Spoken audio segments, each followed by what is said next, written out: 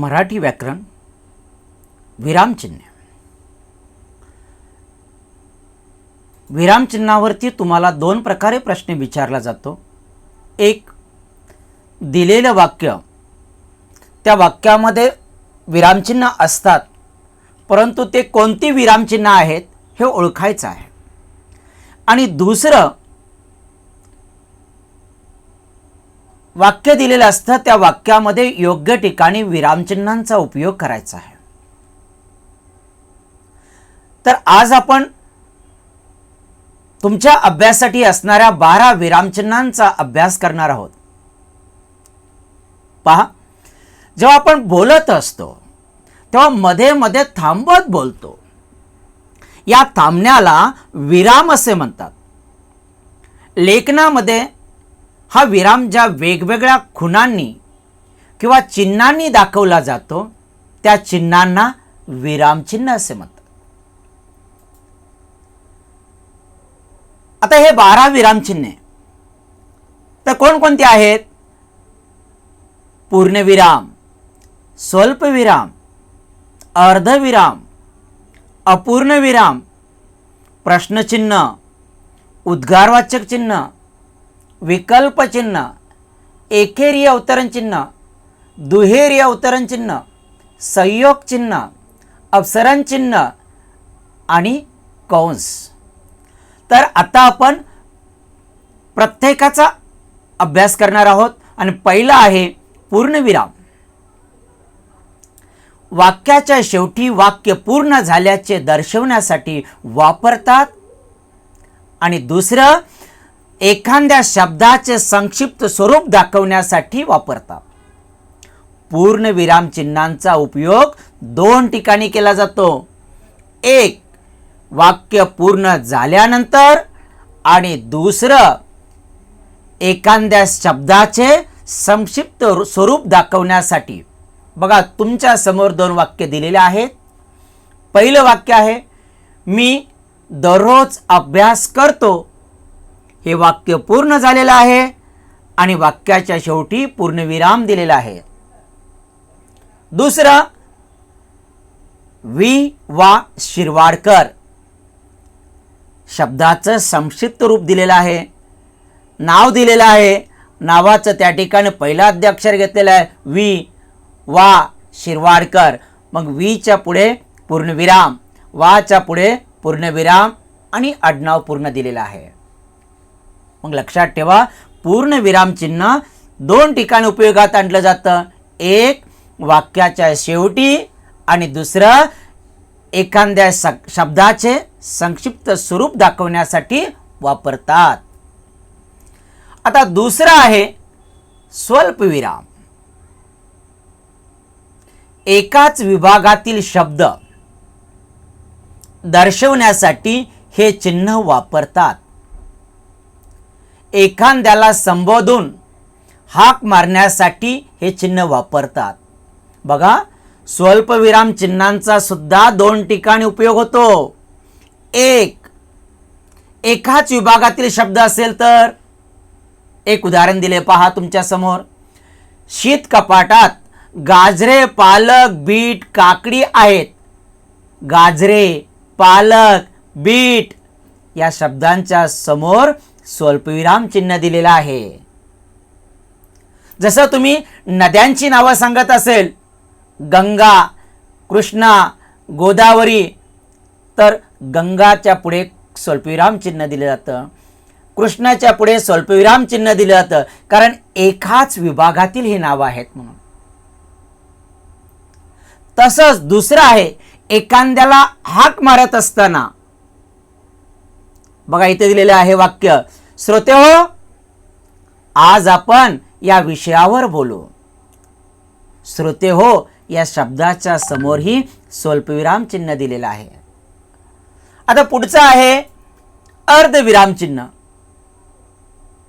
2 छोटी छोटी वाक्ये जोडण्यासाठी उभयान्वयी अव्ययाचा वापर करून हे चिन्ह वापरले जाते. 2 छोटी वाक्य दिलेले आहेत तुमच्या समोर. त्याने खूप मेहनत केली त्याला योग्य ते फळ मिळालं. आता या दोन्ही वाक्यांना उभयान्वयी अव्ययानं जोडलेलं आहे पण या शब्दाने, आणि त्या पण या शब्दाच्या अगोदर अर्धविराम चिन्ह दिलेलं आहे. दुसरं वाक्य आहे, गड आला पण सिंह गेला. गड आला सिंह गेला, पण या शब्दाने दोन वाक्य जोडलेले आहे. त्याच्या अगोदर हे चिन्ह दिलेलं आहे, ते आहे अर्धविराम चिन्ह. आता चौथा आहे अपूर्ण विराम. एखाद्या बाबीची माहिती द्यायची असल्यास हे चिन्ह वापरतात. जसं नामाचे प्रकार पुढील प्रमाणे, त्यानंतर अपूर्ण विराम चिन्ह दिलं जातं. मग एक आहे सामान्य नाम, दुसरा आहे विशेष नाम, तिसरा आहे भाववाचक नाम. त्याचबरोबर पुढे काय दिलेलं आहे, पुणे विभागातील जिल्हे पुढील प्रमाणे. पुन्हाही अर्धविराम चिन्ह दिलेलं आहे बघा, सांगली, सातारा, सोलापूर, कोल्हापूर, पुणे. म्हणून एखाद्या बाबीची माहिती द्यायची असल्यास हे चिन्ह वापरलं जातं. आता प्रश्नचिन्ह. वाक्यात प्रश्न विचारला असेल तर वाक्याच्या शेवटी वापरतात. भारताचे प्रवेशद्वार कोठे आहे? कोठे आहे प्रश्न विचारलेला आहे, म्हणून वाक्याच्या शेवटी प्रश्नचिन्ह दिलेला आहे. सध्याचे राज्यपाल कोण आहेत? कोण आहेत प्रश्न विचारलेला आहे, म्हणून वाक्याच्या शेवटी प्रश्नचिन्ह दिलेलं आहे. आता पुढचा प्रकार पाहू आपण, उद्गारवाचक चिन्ह, एक्सक्लेमेटरी मार्क. मनातील भावना व्यक्त करणाऱ्या शब्दाच्या शेवटी वापरतात. अरे वा, किती सुंदर फुले आहेत. अरे वा या शब्दाच्या समोर उद्गार चिन्ह दिलेला आहे. बापरे, केवढा मोठा हा साप. बापरे, मनातील भावना आपली प्रकट झाली, म्हणून त्या शब्दाच्या समोरही उद्गारवाचक चिन्ह दिलं जातं. आता पुढील प्रकार पाहू आपण, विकल्प चिन्ह. एखाद्या शब्दाबद्दल पर्यायी शब्द वापरताना हे चिन्ह उपयोगी पडते. पर्यायी, जसं एक उदाहरण दिलेलं आहे, मी आंबा विकल्प चिन्ह पेरू खाईन असं दिलेलं आहे. म्हणजे मी आंबा किंवा पेरू खाईन. आता तिथे किंवा शब्द न टाकता चिन्ह दाखवलेलं आहे, आणि या चिन्हाला आपण विकल्प किंवा पर्याय शब्दाला त्या ठिकाणी चिन्ह दिलं जातं. मी आंबा किंवा पेरू खाईन, किंवा शब्दाच्या ठिकाणी हे चिन्ह दिलेलं आहे, या चिन्हांना विकल्प चिन्ह असं म्हटलं जातं. पुढचं आहे एकेरी अवतरण चिन्ह, सिंगल इन्व्हर्टेड कॉमा. एखाद्याचे वाक्य दुसऱ्याला अप्रत्यक्षपणे सांगण्यासाठी किंवा एखाद्या शब्दाचे महत्त्व पटवण्यासाठी या चिन्हाचा वापर करतात.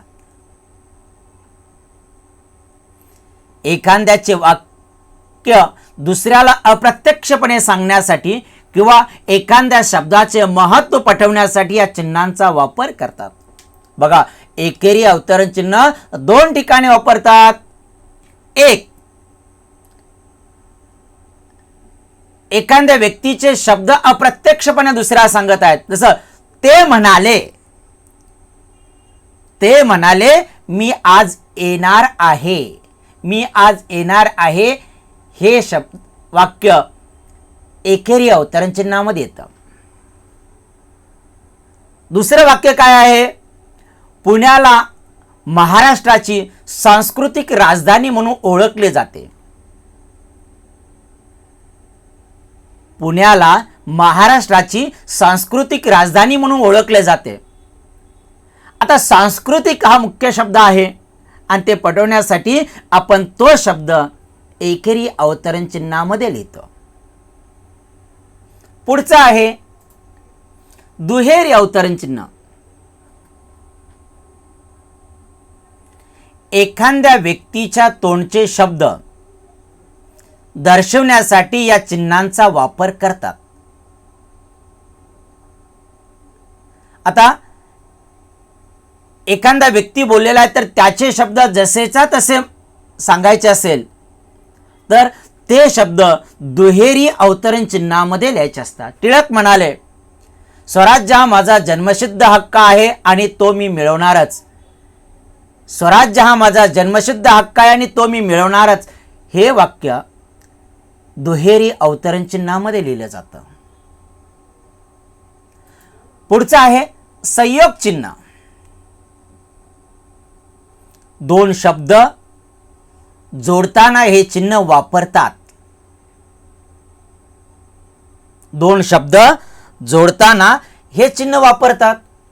कसं भक्तिभाव, पूजा अर्चा, वह्या पुस्तके असे काही शब्द एका पाठोपाठ एक आलेले असतात.